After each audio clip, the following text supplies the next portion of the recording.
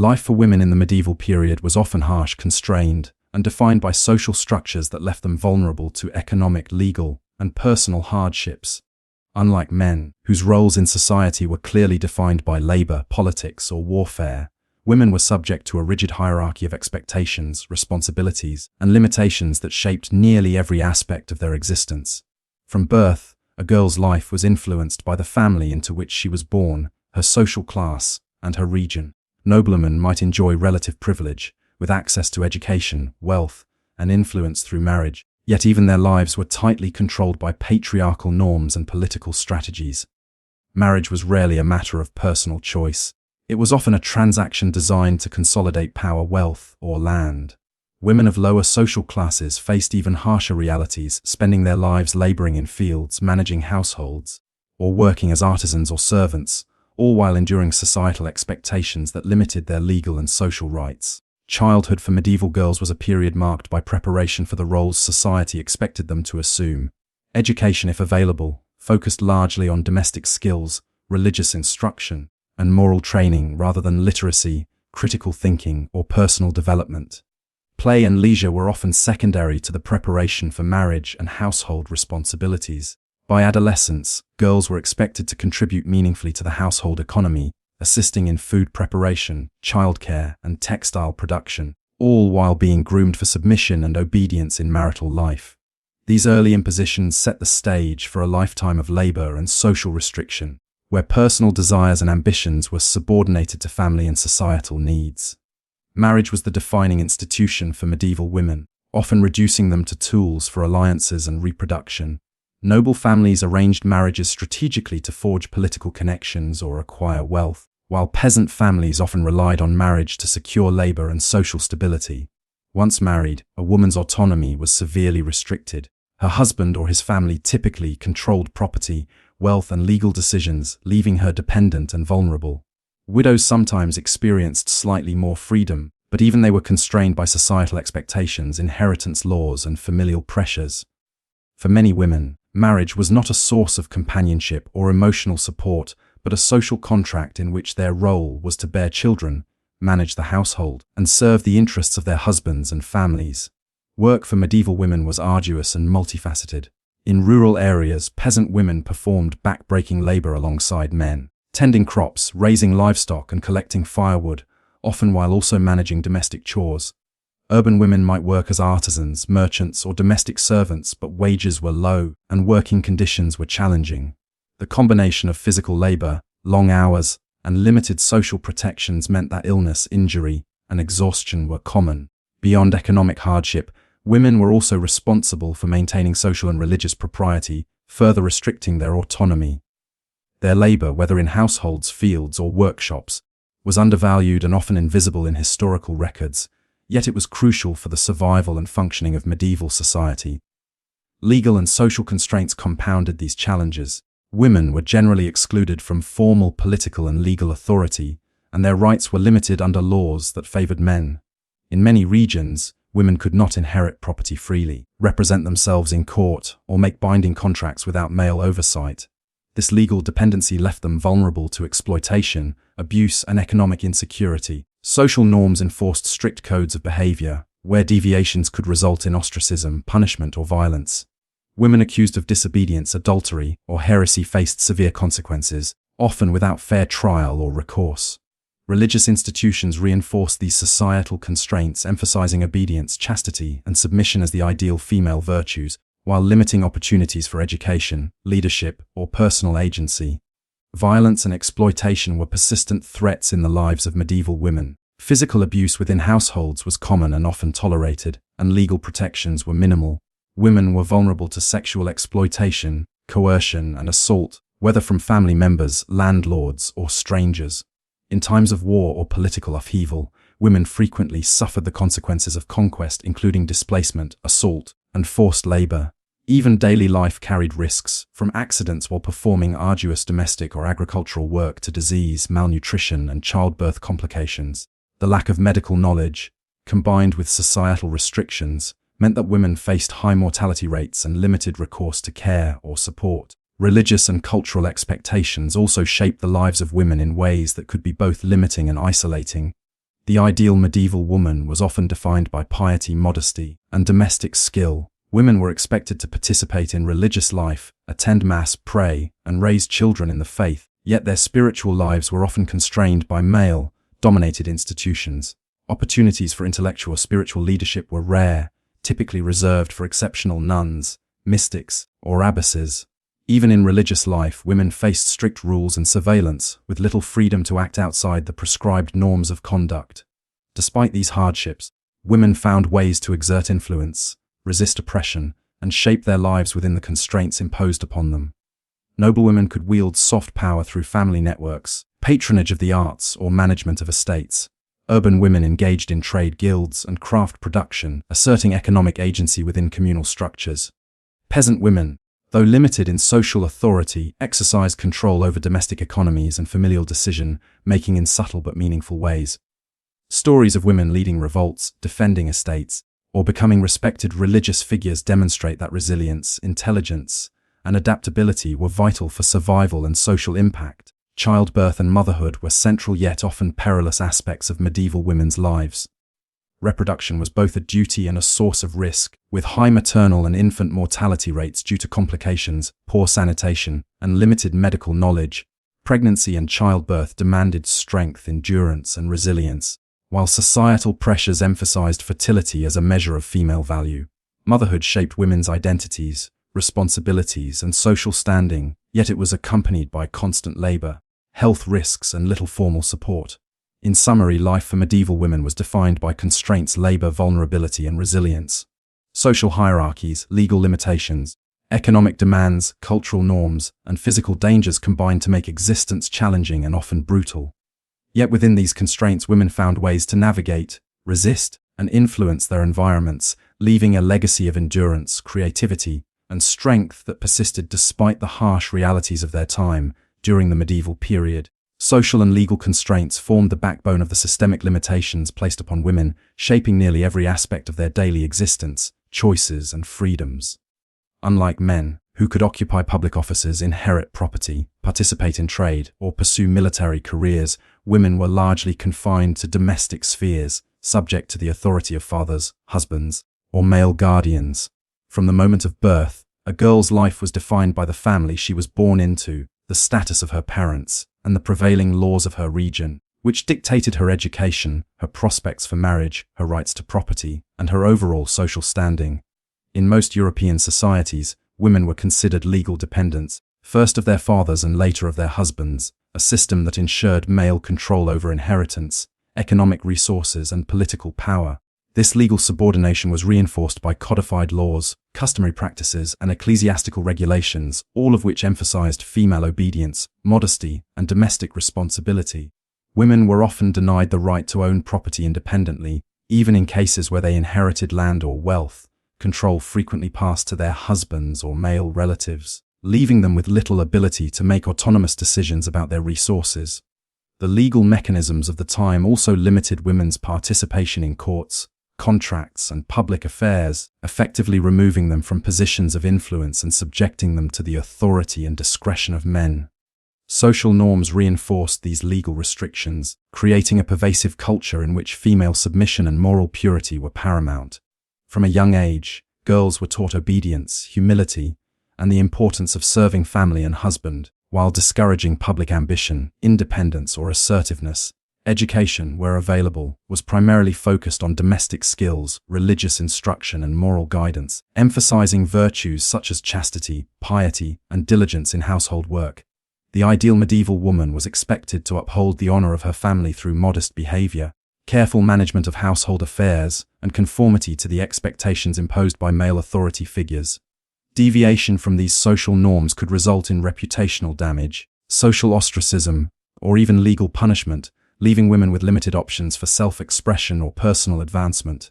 Social hierarchies further complicated the lives of women, as expectations varied according to class, status, and region.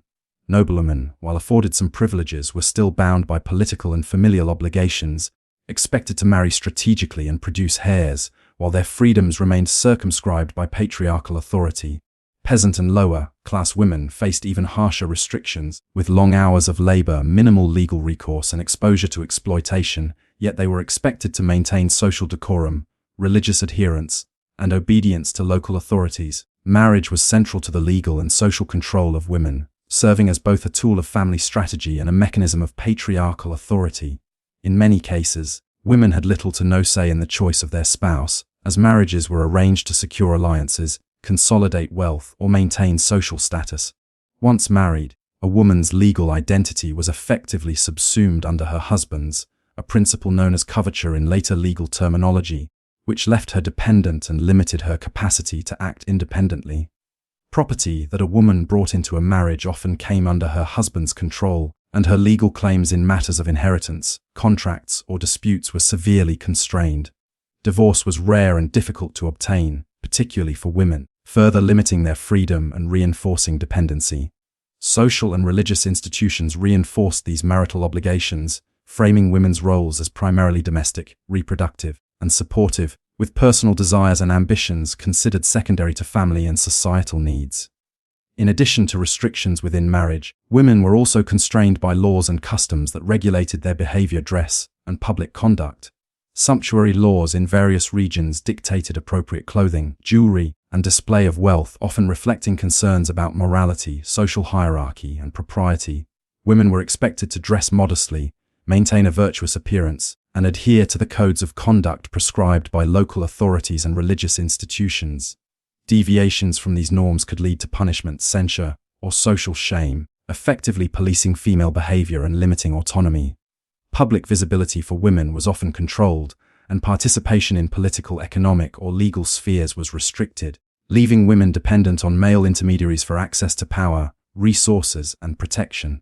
These social expectations intersected with religious teachings, which emphasized obedience, humility, and chastity as essential virtues, framing female autonomy as potentially dangerous or sinful when exercised outside prescribed boundaries. Legal frameworks governing inheritance and property rights further restricted women's independence. In many regions, daughters could inherit property only if there were no male heirs, and even then, their control over assets was limited by guardianship laws or marital arrangements. Women were frequently excluded from positions of authority in land management, trade, or civic governance, and legal documents often required male witnesses or approvals for property transfers or contracts. Widows, although sometimes enjoying temporary legal standing, were subject to pressures to remarry or surrender property to male relatives, highlighting the pervasive emphasis on male control over economic resources.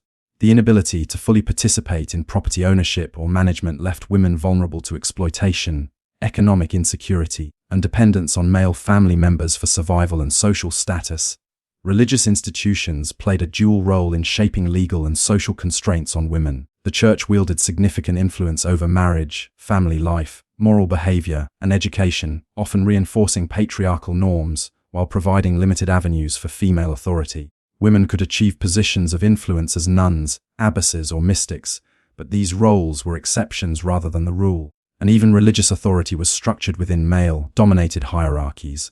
The religious framing of female virtue emphasized obedience, chastity, and piety, with social and moral expectations enforced through both communal pressure and ecclesiastical regulation.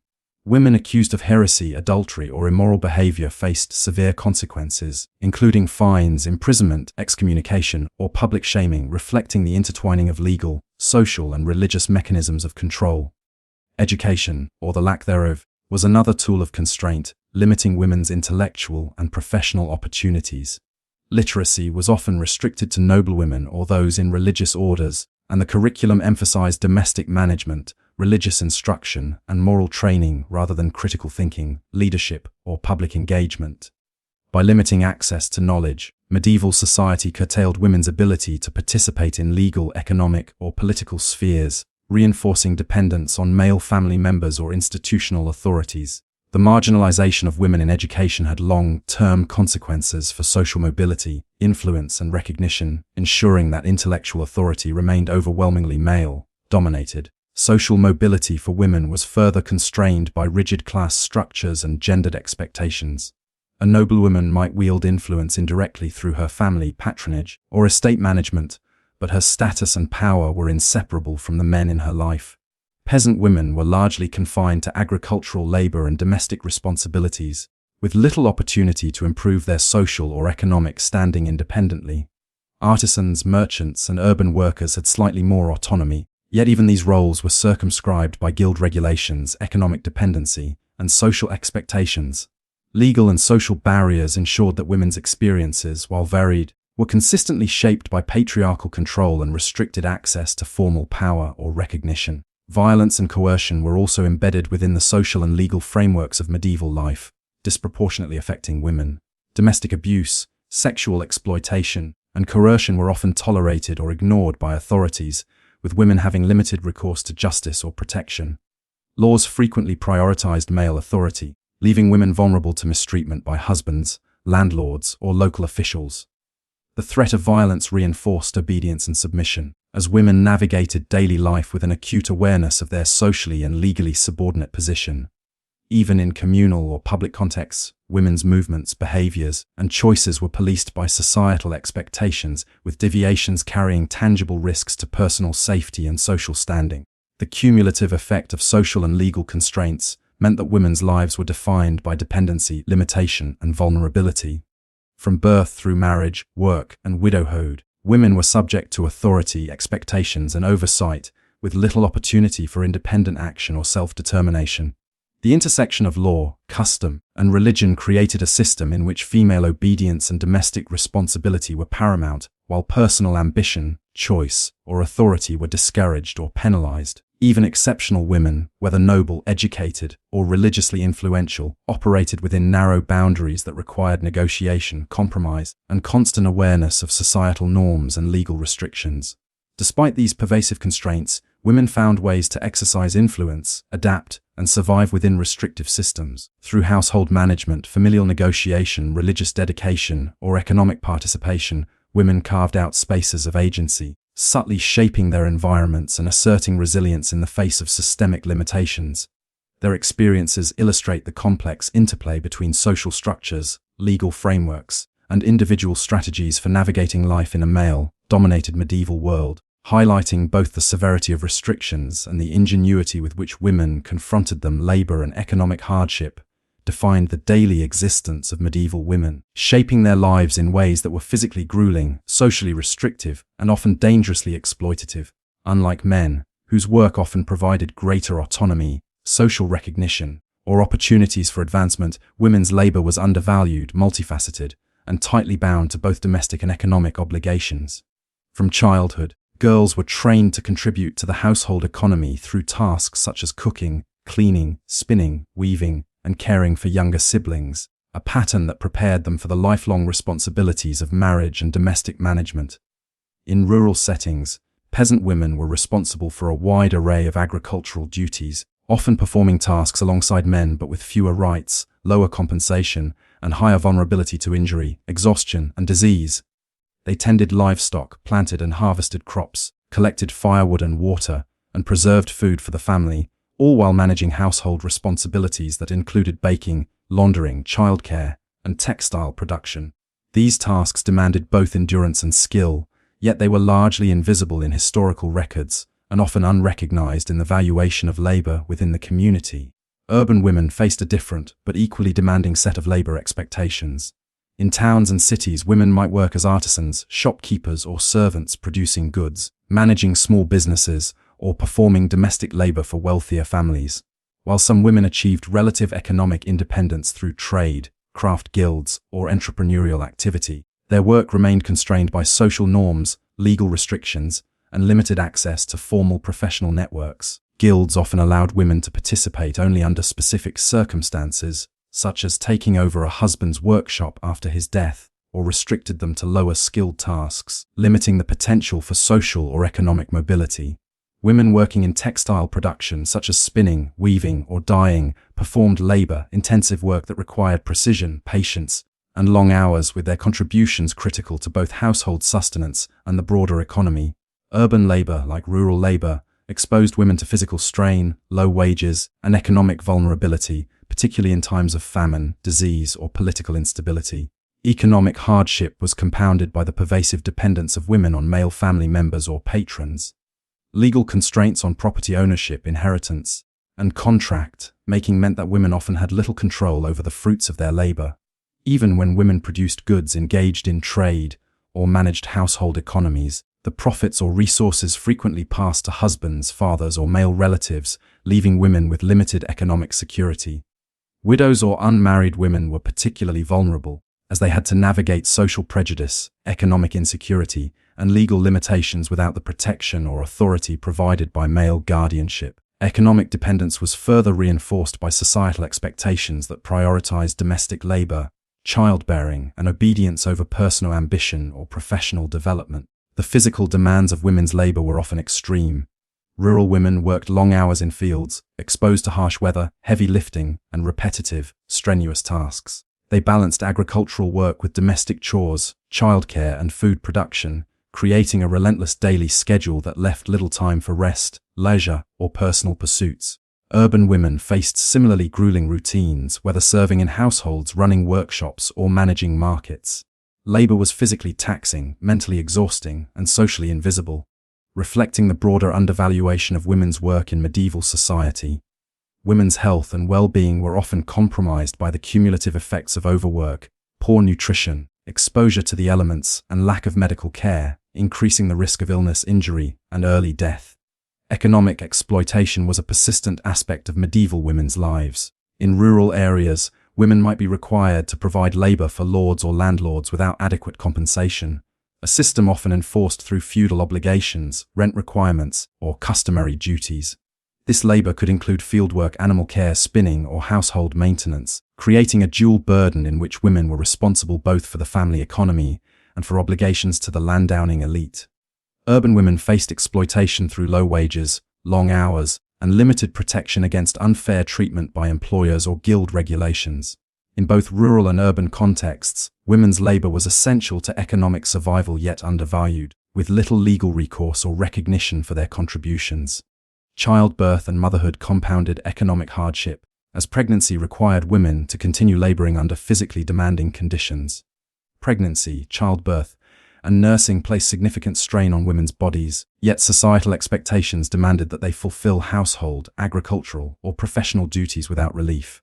Maternal mortality was high, and complications from childbirth could incapacitate women or leave families economically vulnerable.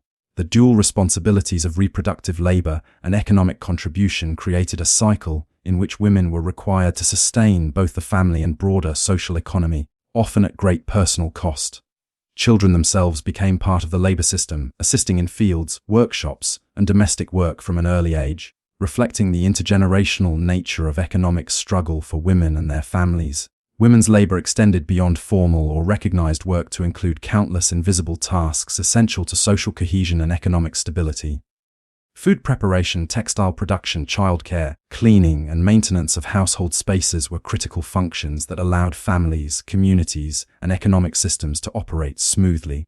Despite their indispensability, these forms of labor were rarely compensated, celebrated, or formally acknowledged, reinforcing the perception of women's work as natural, obligatory, and subordinate to male authority.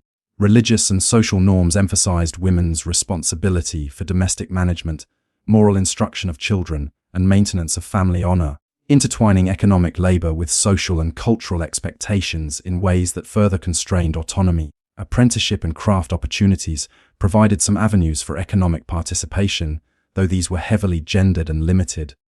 Women could sometimes take over family businesses, work as textile producers, or engage in trade with male oversight, but access to formal training, guild membership, and market networks was restricted. Female labor in crafts and trade often faced scrutiny, limited mobility, and lower social status, with women expected to operate within boundaries established by male-dominated economic structures. The result was a dual existence in which women were simultaneously indispensable for economic survival yet denied the full recognition, autonomy, and reward that their labor warranted. Economic hardship for medieval women was not solely the result of labor intensity, but was intertwined with vulnerability to social, legal, and environmental conditions. Famine, disease, war, and political instability disproportionately affected women, whose lack of legal rights, economic autonomy, and social protection left them at heightened risk during crises. A poor harvest, epidemic, or military conflict could devastate a household's resources, forcing women to work harder, negotiate scarce resources, or endure increased exploitation.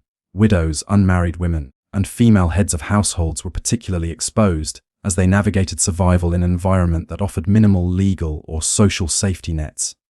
The intersection of class, labor, and gender compounded hardship. Noblewomen, while less exposed to physical labor, faced economic pressures tied to estate management, marriage, dowries, and political alliances. They were expected to supervise servants, manage resources, and uphold family prestige, often while lacking the legal authority to make independent financial decisions. Peasant and lower-class women bore the brunt of physical labor, with survival dependent on their ability to work tirelessly in fields, households, and markets. Urban working-class women similarly juggled multiple economic roles, balancing domestic management, professional work, and community obligations. Across classes, women's labor was essential yet constrained, reflecting systemic patterns of dependence, exploitation, and limited social mobility. The combination of domestic and economic labor left little room for leisure, intellectual pursuit, or personal development. Women's lives were dominated by routines dictated by the needs of family, household, and community, leaving limited opportunities for education, travel, or engagement in civic or political life. Even for women of higher social status, obligations related to family, marriage, and estate management curtailed freedom and imposed a constant demand for labor and attention. The relentless demands of survival and productivity meant that personal ambition, creativity, and agency were often subordinated to the necessities of work, societal expectation, and patriarchal oversight. Women's labor also had a social and cultural dimension, as their work contributed to the moral and religious fabric of medieval communities. Managing households, raising children, and maintaining family honor were not purely economic functions. They were imbued with cultural significance and moral responsibility. Women's adherence to labor and domestic expectations was tied to social approval, community cohesion, and religious virtue, linking economic survival with social morality. Failure to meet these expectations could result in social stigma, legal penalties, or diminished family status, further emphasizing the interdependence of labor, morality, and social norms. Despite the hardships, women developed strategies to navigate labor and economic pressures. Informal networks of mutual aid, skill sharing, and community support allowed women to cope with the demands of work, family, and survival. Women might pool resources, assist each other in agricultural or domestic tasks, or share knowledge of trade, craft, or household management. These cooperative networks provided critical support, mitigating some of the harshness of daily labor and creating spaces of resilience, ingenuity, and agency within restrictive social and economic structures. The persistent economic vulnerability of women in medieval society highlights the structural inequalities that defined their lives. Dependence on male authority, limited legal protections, and social expectations regarding labor and domestic responsibilities created a cycle in which women's work was essential yet undervalued. Physical labor, economic production, and domestic management were inseparable from social and legal subordination, ensuring that women's contributions were simultaneously indispensable and subordinated. This systemic undervaluation reinforced broader patterns of patriarchal control, constraining women's ability to achieve autonomy, security, or recognition for their labor, while also exposing them to hardship, exploitation, and ongoing economic insecurity. Marriage, motherhood, and reproduction were central pillars in the lives of medieval women, shaping their social identity, legal standing, daily responsibilities, and personal freedom. From an early age, girls were conditioned to view marriage as the ultimate goal of their lives, with education, social training, and domestic labor preparing them for roles as obedient wives, caregivers, and reproducers of the family lineage. Unlike men, who had more avenues for personal achievement, political influence, or economic gain outside of marriage, women's social status, security, and often survival depended heavily upon successful marital alliances and their ability to fulfill reproductive expectations. Marriage was rarely a matter of personal choice, particularly among the nobility and landowning classes, where strategic arrangements determined alliances, consolidation of wealth, and maintenance of family honor. Daughters were often considered commodities in these arrangements, with their worth measured by dowries, fertility, and social connections rather than personal ambition, intellect, or preference. The process of marriage for medieval women was heavily regulated, both legally and socially. Betrothal agreements and contracts were common, formalizing arrangements years before the actual marriage took place. Dowries and bride prices were meticulously calculated, linking the transaction to property, wealth, and familial influence. Women were expected to comply with these arrangements, with disobedience often resulting in social stigma, familial punishment, or even legal consequences. The union itself was governed by religious and civil authorities, requiring ceremonial approval, adherence to canonical law, and fulfillment of obligations dictated by patriarchal structures. Once married, women's legal identity was subsumed under their husbands, a principle that restricted their ability to own property independently, represent themselves in legal matters, or make binding economic decisions. This legal absorption meant that women were dependent on their spouses for social legitimacy, financial security, and access to public life. Motherhood was equally defining and profoundly challenging. Bearing children was both a societal expectation and a physical burden, with fertility considered a measure of a woman's value and contribution to family continuity. Women were expected to produce multiple offspring to ensure the survival of the family line, particularly in noble and landowning households where inheritance and succession were critical. Childbearing carried significant physical risks, as medieval medical knowledge was limited, sanitation was poor, and obstetric complications were often fatal. Maternal mortality rates were high, with many women dying during childbirth or suffering lifelong health consequences from repeated pregnancies. The need to bear children compounded the labor demands on women, who continued to manage household tasks, agricultural work, or artisanal production while enduring the physical strain of pregnancy, labor, and nursing. The health risks of reproduction extended beyond childbirth itself. Nursing infants demanded time, energy, and resources, often under conditions of economic scarcity or social pressure. Women were expected to breastfeed, care for newborns, and manage the needs of older children simultaneously, creating a cycle of labor that left little room for rest, personal care, or leisure. Infanticide and abandonment, while legally condemned, sometimes occurred under extreme economic or social pressures, reflecting the harsh realities faced by women who struggled to meet reproductive and familial expectations under constrained circumstances. The societal framing of reproduction as a female duty intensified these pressures, limiting autonomy, amplifying physical vulnerability, and reinforcing dependency on male authority for survival and legitimacy.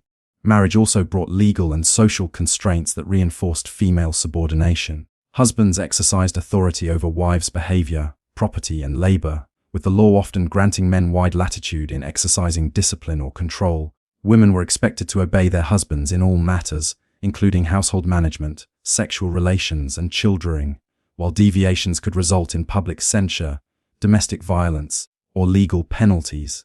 The husband's authority extended to economic decision-making, limiting women's capacity to control resources, engage in trade, or participate in civic affairs.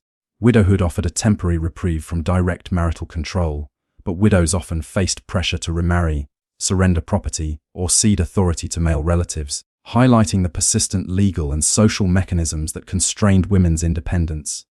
Within the domestic sphere, women's labor was intimately connected to reproductive responsibilities. Household management included preparing food, maintaining clothing, tending to gardens, managing servants or children, and ensuring the smooth operation of family life. These tasks were physically demanding, socially expected, and essential to the survival and stability of the household.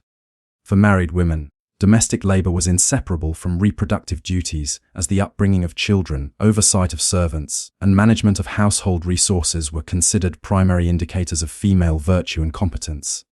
The blending of reproductive, domestic, and social labor created a continuous cycle of obligation that left women little opportunity for personal autonomy, education, or engagement outside the household. The emotional and psychological burdens of marriage and motherhood were significant.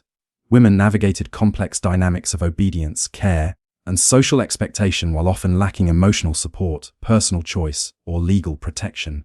Marital relations were not always harmonious. Women could experience physical abuse, sexual coercion, or neglect, yet societal norms limited avenues for redress or autonomy. Love, companionship, and personal fulfillment were secondary to duty, family honor, and reproductive success, making the emotional landscape of medieval women's lives fraught with pressure, stress, and vulnerability. The intersection of social expectation and reproductive labor created a persistent tension in which personal identity and agency were continually subordinated to societal demands. Reproductive labor also intersected with economic and social survival. Children were essential to household labor, succession, and inheritance, and women's role in producing and raising them was intertwined with the economic viability of the family. In peasant households, children contributed to farm work, domestic tasks, and artisanal production from an early age, creating a labor cycle in which women's reproductive efforts directly sustained the household economy. In noble households, heirs were critical to maintaining property, social status, and political influence, linking women's fertility to broader familial strategies and societal power structures. Women were thus positioned as indispensable yet constrained actors, their value measured largely in terms of reproductive output and domestic competence, rather than personal skill, intellect, or ambition. Religious and cultural frameworks reinforced women's roles in marriage and motherhood, emphasizing moral, spiritual, and social duties. The Church promoted ideals of female obedience, chastity, and devotion to family, framing reproductive labor as a moral obligation and a divine duty. Women were instructed to bear children with patience and piety, manage households with diligence, and maintain virtue through compliance with social and religious expectations. Religious ceremonies and moral teachings reinforced these expectations from childhood through adulthood, creating internalized norms that shaped behavior, limited resistance, and perpetuated the subordination of women within both family and society. Women who deviated from these ideals, through infertility, sexual transgression, or refusal of marital obligations, faced social stigma, moral condemnation, or legal penalties, reinforcing the punitive dimensions of reproductive and marital expectations. The cyclical nature of labor, pregnancy, and motherhood intensified the physical and emotional strain on women.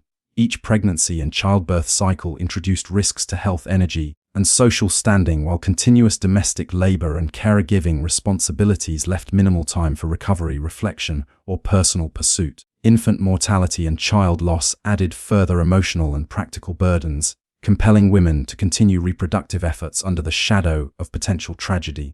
The constant overlap of labor, childcare, and reproductive expectation created a life rhythm defined by endurance, resilience, and subordination to male authority and societal demands. Marriage and reproductive expectations were not uniform across social classes, yet hardship was pervasive. Noblewomen, while shielded from physical labor, were tasked with managing estates, supervising servants, and securing family alliances, often while bearing numerous children to guarantee dynastic continuity. Peasant women confronted the dual burden of intensive agricultural labor and domestic management, with fertility demands compounded by economic necessity and societal expectation. Urban women engaged in trade, craft production, and domestic service, balancing reproductive and economic responsibilities within socially prescribed limits. Across all classes, women's lives were shaped by the inseparable nexus of marital obedience, motherhood, and reproductive labor, producing a common thread of constraint, vulnerability, and labor-intensive existence. Social and legal structures also amplified the challenges of reproduction and motherhood. Inheritance laws, dowry systems, and marital property arrangements reinforced dependence on men and limited women's economic autonomy. Widows and unmarried women faced pressure to remarry or surrender assets, while married women were rarely allowed independent control over property, income, or resources. Legal and social frameworks intertwined with reproductive expectations, creating a landscape in which women's labor, fertility, and domestic management were inseparable from the broader mechanisms of control, dependency, and social regulation. The intersection of these structures ensured that women's reproductive role was both essential and constraining, producing lives characterized by labor, obligation, and limited freedom. Medical understanding of childbirth and reproductive health was minimal, further increasing the risk associated with motherhood. Midwives, herbal remedies, and local folk knowledge provided some assistance, but high maternal mortality and morbidity rates reflected the dangers inherent in repeated pregnancies. Women faced exhaustion, illness, and sometimes permanent physical impairment as a consequence of reproductive labor, and limited access to professional care compounded vulnerability. Social and religious norms reinforced endurance and compliance, often discouraging women from seeking relief or acknowledging suffering, further embedding reproductive hardship into the fabric of medieval life. Women's roles as mothers and wives also imposed moral and ethical obligations. They were responsible for instilling religious faith, moral conduct, and social discipline in children, maintaining the family's honor, and upholding social expectations in the household and community. These responsibilities, while socially valorized, added layers of psychological and emotional labor, requiring women to navigate complex family dynamics, societal scrutiny, and the challenges of raising children in uncertain and often harsh conditions. The intertwining of moral, domestic, and reproductive duties reinforced the multidimensional pressures on women, demanding continuous attention, care, and resilience. Violence, exploitation, and limited protection defined the precarious and often dangerous existence of medieval women, shaping their daily lives, social interactions, and personal security in profound ways. From childhood through adulthood, women were exposed to threats that ranged from domestic abuse and sexual coercion to public harassment, economic exploitation, and vulnerability during war and political instability. Unlike men, who could often seek protection through legal, social, or martial means, women's capacity to defend themselves or secure justice was severely constrained by legal systems, social norms, and institutional frameworks that privileged male authority. The threat of violence was omnipresent, influencing behavior, limiting mobility, and reinforcing dependence on male relatives or community networks for safety.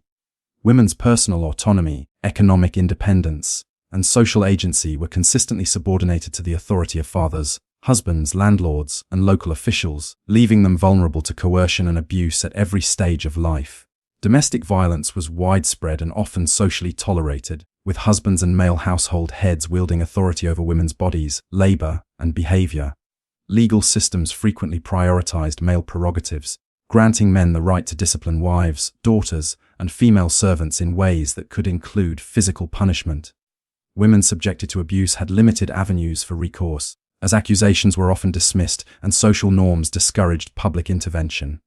Domestic violence intersected with economic dependency, reinforcing the precariousness of women's lives. Those without independent resources or social support could not easily escape abusive situations, leaving them trapped in cycles of coercion and harm. Even when formal complaints were possible, outcomes were frequently biased in favor of male authority, ensuring that women remained vulnerable and largely powerless in domestic settings. Sexual exploitation and coercion were persistent threats that compounded women's vulnerability. Women could be subjected to harassment, assault, or forced sexual relations by husbands, landlords, local authorities, or strangers, often with little protection or legal remedy. Social and religious norms emphasized female chastity and obedience, but offered minimal safeguards against male predation. Accusations of sexual transgression could result in severe punishment for women, while the perpetrators, often men of higher status or authority, faced few consequences. This asymmetry of power created an environment in which women were doubly penalized. They were vulnerable to abuse and simultaneously held responsible for maintaining moral and sexual propriety, leaving them with little ability to assert control over their own bodies or enforce boundaries. Exploitation extended beyond the physical and sexual realms into economic and social dimensions. Women, particularly peasants and urban laborers, were frequently subject to excessive labor demands, unfair wages, or coerced service by landlords, employers, or guild authorities. The feudal system imposed obligations on women and their families that often included unpaid or undercompensated labor, contributing to the wealth of male landowners while offering minimal benefit or protection to female workers. In urban contexts, women engaged in crafts, markets, or domestic service could be subjected to overwork, wage theft, and unfair treatment, with little recourse due to legal restrictions, guild regulations, and social norms that limited their capacity to challenge authority. Exploitation was thus systemic, embedded in economic, social, and legal structures that privileged male control and constrained female agency. The legal frameworks of the medieval period frequently failed to protect women from violence or exploitation. Laws were often designed to regulate women's behavior, chastity, and domestic roles rather than to safeguard their rights, autonomy, or physical security. Women had limited ability to participate in court proceedings, represent themselves legally, or secure justice independently. In cases of assault, abuse, or coercion, outcomes were biased toward preserving male authority, family honor, or social stability, rather than addressing harm suffered by women. Legal dependency on male relatives or marital partners further constrained women's ability to pursue protection, leaving them vulnerable to ongoing violence and exploitation. Widows, unmarried women, and female heads of households faced similar vulnerabilities as social prejudice, economic insecurity, and legal limitations reduced their capacity to defend themselves or assert rights. The threat of violence extended into public spaces as well, influencing women's mobility, behavior, and social engagement.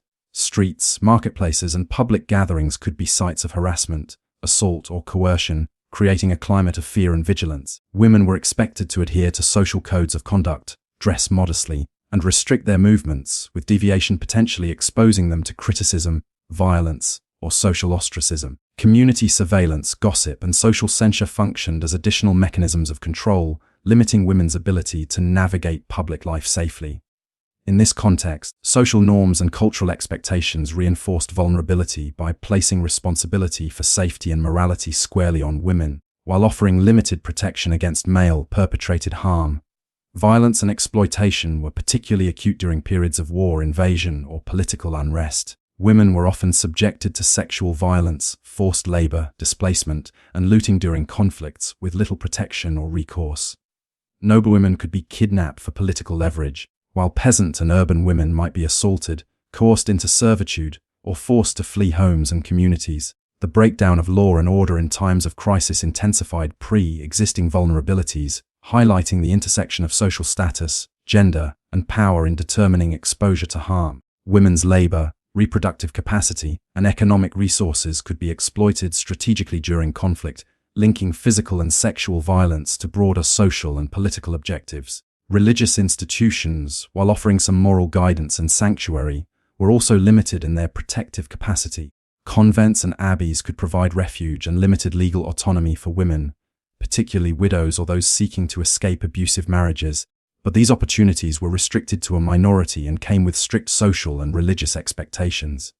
The Church emphasized obedience, chastity, and submission as core virtues for women, framing independence, resistance, or self-assertion as morally suspect.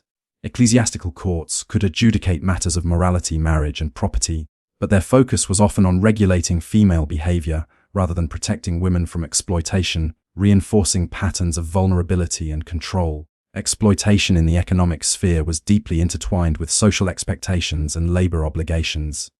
Peasant women were responsible for both subsistence and surplus production, balancing farm work, household duties, and familial care with little compensation or legal recognition. Urban women faced similar pressures, with work in markets, domestic service, and crafts demanding long hours, low wages, and compliance with male authority. The combination of unpaid domestic labor, reproductive responsibility, and formal or informal economic labor produced a cumulative burden that exposed women to exhaustion, illness, and social dependency. Limited access to education, guilds, or professional networks compounded these vulnerabilities, restricting opportunities for social mobility or economic independence. Cultural norms regarding honor, reputation, and chastity further constrained women's ability to seek protection or redress. A woman who was assaulted, abused, or coerced faced the risk of social condemnation, while male perpetrators often avoided punishment due to status, connections, or gendered legal bias. Women's moral conduct was scrutinized more rigorously than men's, reinforcing a double standard in which they were simultaneously vulnerable and held accountable for maintaining virtue. This dynamic created an environment in which women's personal security was contingent on adherence to restrictive norms, vigilance, and reliance on protective networks that were often fragile or insufficient. The intersection of domestic, sexual, and economic exploitation created a web of vulnerability from which few women could fully escape. Household authority, labor obligations, reproductive responsibilities, and social expectation combined to limit freedom, enforce dependency, and perpetuate cycles of exploitation. Even in cases where women possess some social status or wealth, patriarchal norms, legal restrictions, and cultural expectations maintained hierarchical control, ensuring that violence and coercion remained pervasive threats. Women's resilience, negotiation, and subtle forms of agency were critical to survival, yet these strategies were often constrained, temporary, or contingent upon male cooperation or social support. Psychological and emotional burdens were closely linked to the physical and social dangers faced by women. Constant exposure to potential violence, exploitation, and limited protection created chronic stress, anxiety, and the need for vigilance. Fear of abuse, coercion, or social sanction influenced behavior, restricted mobility, and shaped decision-making from a young age. Women learned to navigate complex social hierarchies, negotiate household authority, and manage reputational risk while simultaneously fulfilling labor, marital, and reproductive expectations. The psychological toll of living in a society where threats were omnipresent and protection was limited was compounded by the need to care for children, maintain households, and contribute to economic survival, creating an enduring pattern of strain and vulnerability. Social support networks offered some mitigation, but they were often limited in scope and effectiveness. Female relatives, neighbors, or religious communities could provide advice, shelter, or assistance. Yet these networks were constrained by economic scarcity, social obligation, and shared vulnerability. Mutual aid, solidarity, and informal protection strategies helped women navigate risks, yet systemic threats of violence, exploitation, and legal bias persisted, underscoring the structural nature of female vulnerability in medieval society. The limited protection afforded to women reinforced systemic inequality and dependence. Laws, customs, and institutions were designed primarily to uphold male authority, preserve family honor, or regulate female behavior rather than to ensure women's safety, autonomy, or rights. Economic exploitation, labor expectations, and reproductive responsibilities were often inseparable from exposure to violence, creating a life of compounded burdens. Women's ability to resist, negotiate, or seek redress was constrained by social, legal, and economic factors, producing an environment in which survival required endurance, resilience, and constant vigilance. The experiences of women in medieval society reveal the interwoven nature of violence, exploitation, and limited protection. Each domain, domestic, sexual, economic, and social, reinforced the others, creating systemic vulnerabilities that shaped daily life and life trajectories. Patriarchal authority, legal dependency, social norms, and religious frameworks converge to restrict autonomy, perpetuate inequality, and expose women to continuous threats. The cumulative effect of these pressures was the normalization of vulnerability, shaping women's behavior, expectations, and strategies for navigating a harsh and often dangerous world. Women's resilience, intelligence, and resourcefulness were essential in confronting these pervasive challenges. Strategies ranged from careful negotiation within households to the establishment of social alliances, religious dedication, economic ingenuity, and subtle forms of resistance. Despite limited legal and social protections, women found ways to assert agency, safeguard themselves and their children, and influence their communities. These strategies were often constrained, contingent, and temporary, but they demonstrate the capacity for survival and adaptation within structures designed to enforce subordination and vulnerability. The persistent threats of violence and exploitation underscore the brutality of medieval life for women. Even as women contributed substantially to family economies, household management, and community cohesion, they were subject to systemic risks that men could more easily avoid or mitigate. Dependence on male authority, constrained legal rights, limited social mobility, and pervasive expectations of obedience and chastity combined to produce an environment in which violence and exploitation were endemic and protection was minimal. Women's lived experiences were shaped not only by individual circumstances but also by structural inequalities embedded in law, custom, and culture, producing a historical reality defined by endurance, vulnerability, and resilience